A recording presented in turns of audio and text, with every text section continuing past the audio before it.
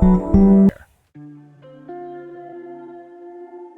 right, let's be real. The dollar has had a good run. It's been the world's reserve currency since World War II. But like that friend who's been crashing on your couch for a little too long, it's starting to wear out its welcome. The problem is, when one country's currency calls all the shots, it creates a whole lot of dependence. Other countries get stuck playing by the dollar's rules, even if those rules aren't exactly fair. And trust me, they're not always fair. Imagine this. You're trying to run your own country, get your economy going. But then, bam, the US economy sneezes, and your country gets a full-blown economic flu. Not ideal, right? That's the kind of vulnerability that comes with relying too heavily on the dollar.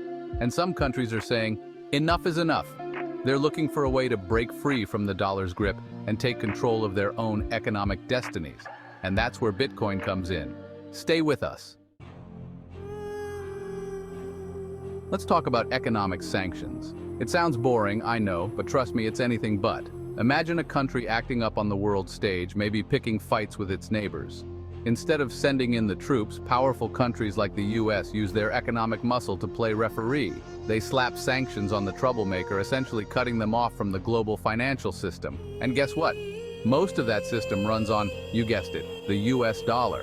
So suddenly, that country is cut off from trading with a huge chunk of the world. It's like being grounded, but for countries.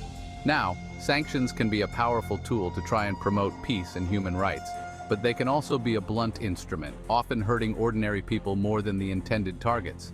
And for countries on the receiving end, they're looking for ways to dodge these economic penalties. Enter Bitcoin, because it operates outside the traditional financial system. It's like a secret backdoor, a way to bypass those pesky sanctions. Section 4. Inflating away. The dollar's shrinking power. Remember when you were a kid and a dollar could buy you a king-size candy bar and a soda? Yeah, those days are long gone. Thanks to inflation, the dollar just doesn't stretch as far as it used to. And that's a problem not just for Americans, but for the whole world. Why? Because when the US prints more money to deal with its own economic problems, it weakens the dollar's value everywhere. That means countries holding on to their dollar reserves are essentially holding on to a ticking time bomb. Their savings are losing value right before their eyes. Not cool, right? So what's a country to do? Well, some are turning to Bitcoin, which has a fixed supply. That means no central bank can just print more of it on a whim. It's like digital gold, and some countries see it as a hedge against the dollar's inflationary tendencies. Section 5. Bitcoin beckons, a glimmer of hope. Look, I'm not saying Bitcoin is the be-all and end-all solution. It's volatile, it's still in its early stages, and it has its own set of challenges. But for countries fed up with the dollar's dominance and searching for more control over their financial destinies, Bitcoin represents a glimmer of hope, a chance to break free from the old system and forge a new path. So, what do you think?